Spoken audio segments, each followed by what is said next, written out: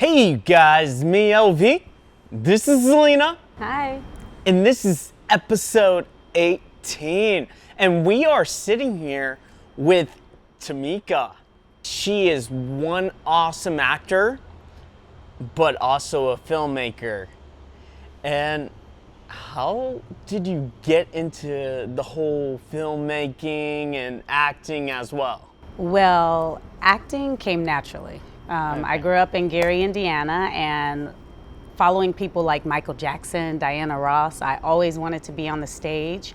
And music is honestly my first love, but somehow I fell into acting, started doing that, and I got tired of sitting around waiting for other people, so that led me into filmmaking, to making my own stuff. So. Cool. But I went to Indiana University for theater, and so I've just been studying this craft for, gosh, over 20 years. I don't want to say 20 what, because it makes me feel really old. What made you move to Austin? Well, I was on my way to LA, and a friend from Chicago lived here, and so I came to visit Austin on my way to LA, and I never made it to LA because I moved here in 2001. I didn't move to LA until 2006. Oh. So, yeah. Kind of sucked you in, huh? I came here, it was like February. I'm Once on you the saw patio Austin. listening to a band with a margarita, Oh. no jacket on, and I was like, Was it the margarita? it was the weather. Because Gary, Indiana Oh, it's is cold. Chicago is cold, It's cold. in February. Yes. There's snow all the way up until like April. I've lived here since 2000, I came back in 2007 from LA. Okay. So, because she Yeah. was only there for 1 year. 1 year, yeah. And that was enough? That was enough. But you know, it taught me a lot of what not to do. Oh. So I came back As like here, a filmmaker or an actor? an actor and a filmmaker. You know, if you want to be seen, start doing your own work, because you can't just sit around and wait for somebody else to come and give you the work. You got to do your own stuff. You So have to do it yourself. I just wrote a scene, and it was a 7-minute film, and I started submitting it to all the festivals, and it won awards. And so That's thus became my amazing. very first venture into becoming a award-winning filmmaker. What's the name That of the is- film? It's called Drama. Drama. Yeah. What's it about? It's about a little girl who constantly gets bullied at school, and I play her alcoholic aunt, and I force her to stand up to the bullies.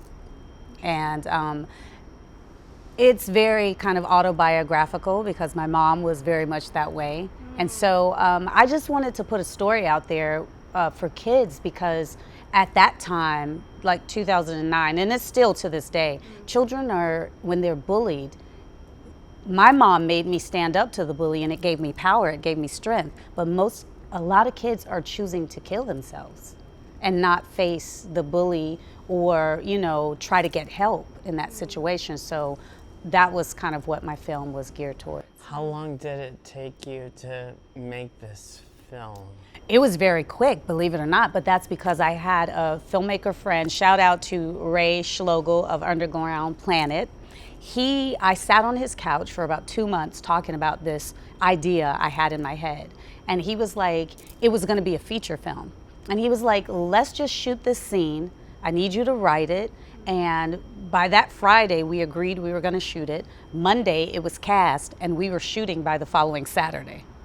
So, but wow. 7, you know, a film is a minute a page, so it was only 7 minutes. So, and then we had some kids, oh my goodness, they were rock stars. Where can we find your work? Well, I do have a website, tamikasoretti.com. I'm also on Instagram and Facebook, Tamika Soretti, and my Instagram is I am Tamika. But Drama and The Closet are on Amazon Prime. Oh, And they also screened in some short sections on Aspire TV. Whether they're still up or not, I don't know. Well, thank you for watching, you guys. We'll definitely be back with more here on LView. Bye. Bye. Bye every night, talking sweet and looking fine. I get kind of hectic inside. Baby, I'm so into you. Darling, if you only knew all the things that flow through my mind. Hey you guys, it's me LV. This is Alina. Hi. And we are sitting down with a great lady named Dorothy. And Dorothy, she is a ballerina. How did you start and how old? Oh my How gosh, were yeah. you? Oh, it was one of those things where, since I could walk, I was dancing, and the thing, jumping up on the furniture and like jumping off and spinning and So you started out like Yeah. on the couch dancing, like jumping around? Yeah, that's about right. Okay. Exactly. So I grew up here in Austin, right? And I started training with Ballet Austin when I was really little. And this was way back in the day when Eugene Slavin and Alexandra Nadal were directors. And we used to dance at Bass Concert Hall and do nutcrackers at Bass Concert Hall, right? 3,000 seat theater, like legit. And the first year you could be in it was when you were 8 years old. And so I was 8, my first year in the nutcracker. And I used to talk my mom into like taking me really early, like, Mom, I have to go really early because, I need to like be ready and things and all that. And so I would talk her into taking me, and then I would sneak in. This is before it was a union house, right?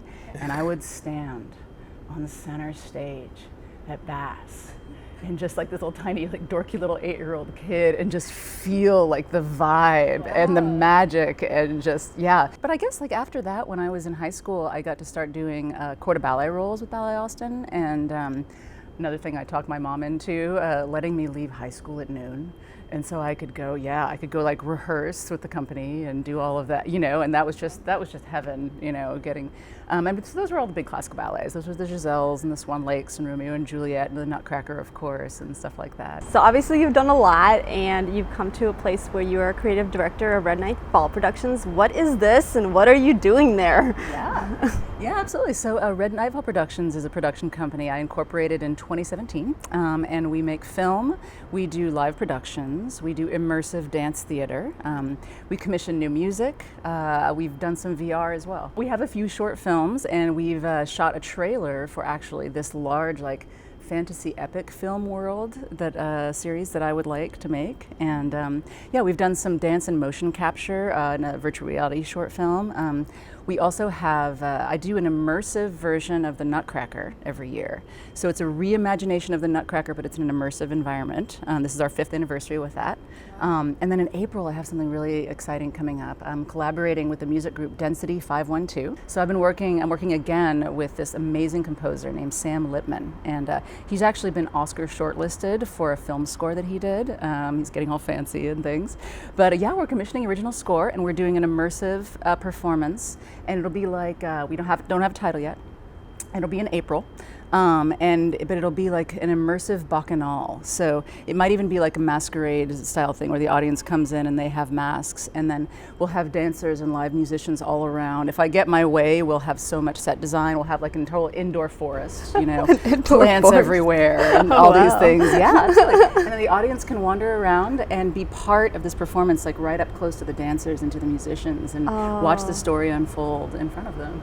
Where can we find you online? Yeah, absolutely. I have 2 main websites. One of them is DorothyO'Shea.com, and one of them is RedKnightFallProductions.com. Well, thank you for watching, you guys. We'll definitely be back with more here on LView. Bye. Bye.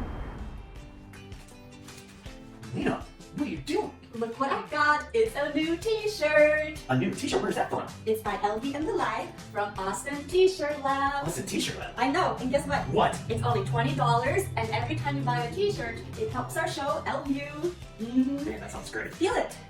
Isn't that nice? Man, that's soft. Would you wear it as a pajama shirt? Maybe. Sit there with your popcorn, watching Netflix in your LVnthelife t-shirt.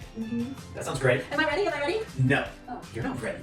You don't have a hat. Oh. Yeah, a Lena hat. I only know that. Yep, here. Now you're complete. Thank you. LVnthelife, guys. Okay. Hey, you guys. It's me, LV. This is Lena. Hi. And we are sitting with one really cool guy.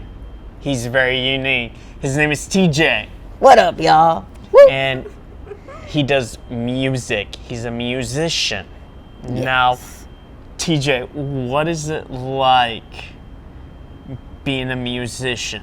It's great. It's great. It's great being a musician. I mean, like I started like I learned how to play by ear. I started playing piano at 2, and then by 5 I started playing little songs, like Mary Had a Little Lamb with my thumbs, and then I started playing with notes. Yeah, and then by 7 I was classically trained at the school. I went to the School for the Blind, Visually Impaired in Austin, where I had my music teacher at the time. Her name was Miss Paula Wright, and she taught me how to do jazz and improv techniques.